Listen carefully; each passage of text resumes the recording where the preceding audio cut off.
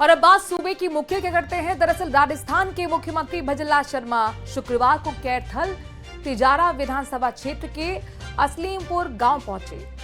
यहां उन्होंने पंडित दीनदयाल उपाध्याय अंत्योदय संबल पखवाड़ा के अंतर्गत आयोजित जन सेवा शिविर का निरीक्षण किया और जनसभा को संबोधित किया। कहा मुख्यमंत्री ने कि राजस्थान में विकास की सबसे बड़ी जरूरत पानी और बिजली है।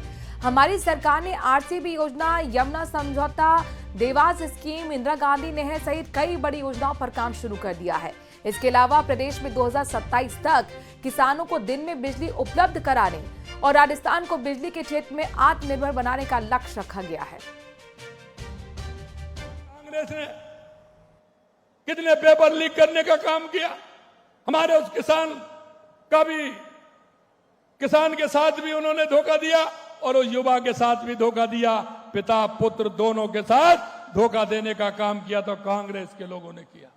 मैं आपसे इतना ही विश्वास दिलाना चाहता हूं, हमने उद्योग के लिए और हमारे युवाओं के रोजगार के लिए राजस्थान किया, जिसमें 35 लाख करोड़ रुपए के एमओयू हुए। और मैं आपसे कहना चाहता हूं, अभी तक हमारे जमीन पर 4.25 लाख करोड़ के काम जमीन पर आ गए हैं। ये हमारी सरकार ने करके दिखाया है। हम उस गरीब के आंसू पहुंचना चाहते हैं जिसको आवश्यकता है। हम गांव के उस व्यक्ति को उस मुख्य धारा में लाना चाहते हैं, लेकिन इस कांग्रेस ने जिस तरह से किया है आपके सामने है। जब मैं इनसे कहता हूं तो इनको दर्द होता है और दर्द भी बड़ा गहरा होता है। अभी आज कह रहे थे मेरे से, आज मेरे कह रहे बाकी बातें तो मैं बताऊंगा, लेकिन मैं कहना चाहता हूं मेरे पास कुछ काम है। जब मैं 1.5 साल बनाम 5 साल कहता हूं तो कांग्रेस के लोगों को दर्द होता है और मैं कहता हूं होना भी चाहिए। क्यों नहीं हो? क्योंकि आप होटलों में बंद रहे। मेरे से कहते हैं कि ये मुख्यमंत्री तो ना वर्षा देखता है, ना गर्मी देखता है, ना सर्दी देखता है, ये तो जाता ही रहता है। अरे भाई, हम किसान हैं, ना हमें गर्मी लगती है, ना हमें वर्षा से दिक्कत है और ना हमें सर्दी से दिक्कत है। मैं आपसे कहना चाहता हूं, आप वर्षा गर्मी सर्दी देखते हैं क्या किसान भाइयों? तो जब खेत में काम करने जाते हैं तो देखते हैं क्या? अरे ये तो वो लोग हैं जो धरती माँ का सीना चीर करके और अपने पसीने से फसल उगाते हैं। उन लोगों को गर्मी और सर्दी का कोई मतलब। तो बिहार में विधानसभा चुनाव से पहले वोटर लिस्ट के वेरिफिकेशन को लेकर के अब सियासी लड़ाई तेज हो गई है। महागठबंधन ने चुनाव आयोग को घेरते हुए वेरिफिकेशन की टाइमिंग को लेकर के अब सवाल खड़े किए हैं। तो बीजेपी ने महागठबंधन पर तुष्टीकरण के गंभीर आरोप लगाए हैं। रिपोर्ट देखिए। वोटर लिस्ट में सुधार, सियासत आर पार। बिहार में चुनावी लड़ाई, वोटर लिस्ट पर करमाई, वोटर लिस्ट पर घमासान, हिंदू बनाम मुसलमान। बिहार चुनाव से पहले वोटर वेरिफिकेशन पर सियासी तलवारें खिंच गई हैं। विपक्ष ने वोटर लिस्ट वेरिफिकेशन को लेकर चुनाव आयोग पर सवाल खड़े किए हैं और कानूनी लड़ाई लड़ने की चेतावनी दी है। इतिहास में आज़ादी के बाद में पहली बार इलेक्शन कमीशन के जो वहाँ पे जो भी लोग थे, चेयरमैन थे, मेंबर थे, या जो भी व्यवहार किया गया है, जिसने भी किया है, मैं समझता हूँ बहुत अनफॉर्चुनेट है। मैंने कभी सुना ही नहीं। चुनाव आयोग आज कटघरे में है, सवालों के घेरे में है। चुनाव आयोग जो प्रक्रिया बिहार में वोट रिवीजन का करा रही है, उसमें कई खामियां हैं, कई सवाल खड़े हुए हैं। मेरा तो उनसे एक ही गुजारिश है कि आपको 20% लोगों को काटना है तो सीधा वोटर लिस्ट से 20% लोगों को गायब करो। ये सब करने की क्या जरूरत है? उनका जिम्मेदारी है, उनकी दायित्व है, उनकी ड्यूटी है कि एक एक वोटर का वोट का हक बचाना। विपक्ष के आरोपों पर एनडीए ने पलटवार किया है। महागठबंधन पर भ्रम फैलाने और तुष्टीकरण का आरोप लगाया। विपक्षी भयभीत है,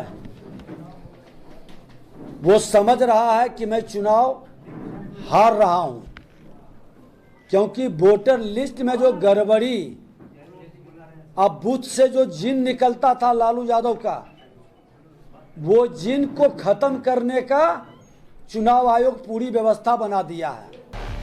बिहार में वोटर लिस्ट पर मचे घमासान के बीच चिराग पासवान का भी बयान सामने आया है। चिराग ने इसे विपक्ष का भ्रम फैलाने वाला बयान बताया। वहीं बीजेपी ने आरोप लगाया कि महागठबंधन का एजेंडा सिर्फ वोटों का ध्रुवीकरण और तुष्टीकरण है। अब देखना होगा कि वोटर लिस्ट सुधार की इस प्रक्रिया पर सियासी घमासान का चुनावी नतीजों पर कितना असर पड़ता है। तो चलिए बात मौसम की करेंगे, क्योंकि पहाड़ों से लेकर के मैदानों तक बारिश अब लोगों के लिए मुसीबत बनती जा रही है और राजस्थान से लेकर गुजरात तक में मानसूनी बारिश ने हालात खराब कर दिए हैं। लोगों की परेशानी इससे बढ़ गई है।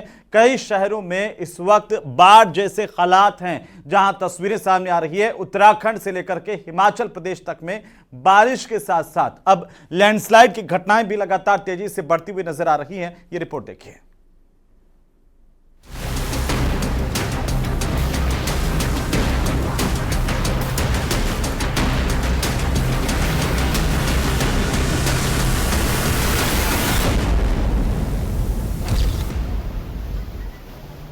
राजस्थान के अजमेर में भारी बारिश के बाद बाढ़ जैसे हालात बन गए। सड़कें दरिया में तब्दील हो गई। पानी का बहाव इतना तेज था कि कोई भी दहशत में आ जाए। इसी बीच एक दुपहिया वाहन बहता दिखाई दिया। यह देखकर वहां पर मौजूद सभी लोगों के होश उड़ गए। इतना ही नहीं, पानी का वेग लोगों को भी अपनी तरफ खींचने लगा। बड़ी मशक्कत के बाद आगे जाकर दुपहिया वाहन को निकाला गया। दुकानदारों का काफी सामान भी पानी में बह गया। कुछ ही घंटों की बारिश में अजमेर शहर पानी पानी हो गया, जिससे लोगों की जान मुश्किल में पड़ती दिखी। अब ये तस्वीरें देखिए, ये भी अजमेर शहर की हैं। सड़क पर दरिया बह रहा है, जिसने लोगों का रास्ता रोक लिया। कोई भी आगे नहीं बढ़ पा रहा था। सड़क की दोनों तरफ भीड़ दिखाई दी। लोग एक दूसरे का हाथ पकड़कर आगे की तरफ बढ़ने लगे। बड़ी मशक्कत और जान जोखिम में डालने के बाद लोग पानी के बहाव को पार कर पाए। अजमेर में हुई मूसलाधार बारिश से वहां के कई इलाके डूब गए, जिससे लोगों की मुश्किलें बढ़ गईं। गुजरात के बनासकांठा में आसमान से आफत बरस रही है। सड़क पर इतना पानी भर गया है कि गाड़ियां बंद हो गईं। लोग बस को धक्का मारते हुए दिखाई दिए। मौसम विभाग ने जिले में बारिश का ऑरेंज अलर्ट जारी किया है और बारिश होने से हालात ज्यादा बिगड़ सकते हैं।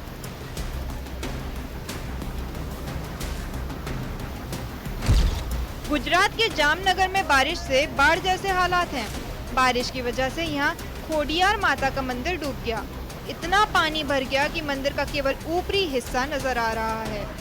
जामनगर में रंगमती नदी उफान पर है, जिसकी वजह से आसपास के निचले इलाकों में पानी भर गया।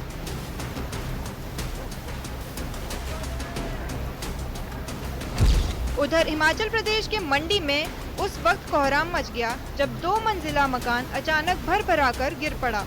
मकान की नींव तक नहीं बची और उसके अंदर रखा सामान भी मकान के साथ खाई में गिर गया। मंदिर के सिराज इलाके में हुई इस घटना से आसपास के लोग दहशत में आ गए। जानकारी के मुताबिक उसी परिवार का एक पुराना मकान रविवार के दिन ठीक इसी तरह जमींदोज हो गया था। हालांकि गनीमत रही कि हादसे से पहले ही परिवार ने घर खाली कर दिया था।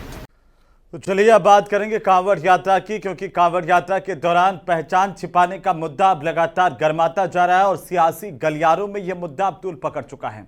दरअसल यूपी से लेकर के उत्तराखंड तक इस मुद्दे पर राजनीतिक वार और पलटवार का सिलसिला लगातार जारी है। ये खास रिपोर्ट देखिए।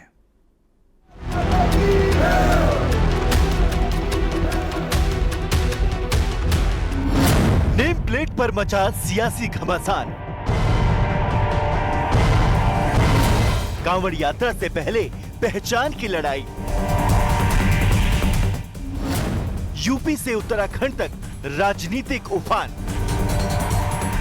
कांवड़ यात्रा के रूटों पर ढाबों, होटलों और दुकानों की नेम प्लेट को लेकर विवाद आग की तरह भड़क चुका है। इतना ही नहीं, जिसे मौका मिल रहा है वो बयानबाजी कर रहा है। इसी कड़ी में यूपी के पूर्व सीएम और समाजवादी पार्टी के अध्यक्ष अखिलेश यादव ने योगी सरकार को टारगेट किया और सरकार के एक्शन पर समाज को गुमराह करने का आरोप मढ़ दिया। देखिए, ये सरकार कभी कुछ जांच के बहाने हिंदू मुसलमान और अपनी नाकामियों को छिपाना चाहते हैं। कांवड़ियों के लिए सरकार को इंतजाम करना चाहिए था। जिस तरीके से सरकार कॉरिडोरों पर हजारों करोड़ रुपए खर्च कर रहे हैं, वहीं सरकार को यह ध्यान रखना चाहिए था कि हर वर्ष सावन में कांवड़िया बड़े संख्या में अन्य प्रदेशों से भी उत्तर प्रदेश में आते हैं और खासकर उत्तर प्रदेश के बहुत सारे श्रद्धालु कांवड़िया यात्रा निकाल करके जल लेकर के जल चढ़ाने का काम करते हैं। उनको सुरक्षित यात्रा, उनके लिए पवित्र स्थान, उनके खाने पीने से लेकर के ठहरने का जो इंतजाम करना चाहिए था। इस बीच कांग्रेस सांसद इमरान मसूद का कहना है कि इससे भाईचारा खत्म होगा, जबकि भारतीय किसान यूनियन के नेता नरेश टिकैत का कहना है कि इस मुद्दे पर राजनीति करना गलत है, क्योंकि ये लोगों की रोजी रोटी से जुड़ा मुद्दा है। सहारनपुर के जितनी यात्रा निकली है मुजफ्फरनगर पे, इसमें तमाम मुस्लिम बाहुल गांव है और तमाम मुसलमान खड़े होकर के कांवड़ियों का स्वागत भी करते हैं, उनकी सेवा भाव भी करते हैं। और कांवड़ के अंदर जो लोग लेके जाते हैं वो भक्ति के अंदर सरोवर होते हैं, वो अपनी भक्ति के अंदर जा रहे हैं। तो इस प्रकार की चीजें, ये सब चीजें अच्छी नहीं है, बेहतर नहीं है। 10 दिन की कांवड़ यात्रा इस तरह की निचाती करने के बाद सभी का रोजगार है, रोजी रोटी की बात है और ये त्योहार है, हिंदू का वो है, इसे सब मिलजुल के इसे मनावे।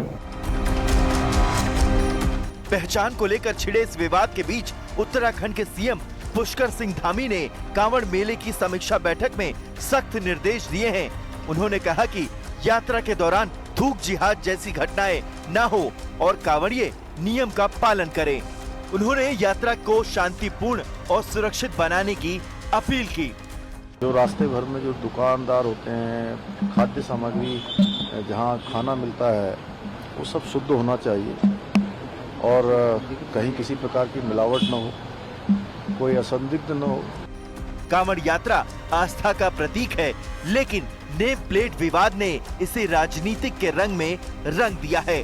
विपक्ष जहां ध्रुवीकरण का आरोप लगा रहा है, वहीं सरकार कानून व्यवस्था और सुरक्षा का हवाला दे रही है।